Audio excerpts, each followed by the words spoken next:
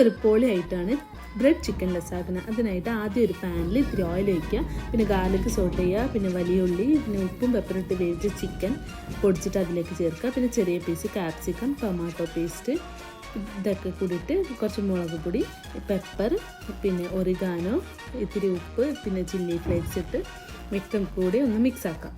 വേറെ പാനിൽ white sauce ആക്കാൻ ബട്ടർ ഇട്ടിട്ട് ഒരു സ്പൂൺ മൈദ ഇട്ട് പാൽ കൂടി ഒഴിച്ച് ഇത്തിരി ഒറിഗാനോ കൂടിയിട്ട് തിക്കാക്കി എടുക്കാം. ഇനി ഇത് സെറ്റാക്കാൻ വേണ്ടിയിട്ട് ആദ്യം വൈറ്റ് സോസ് ആക്കാം.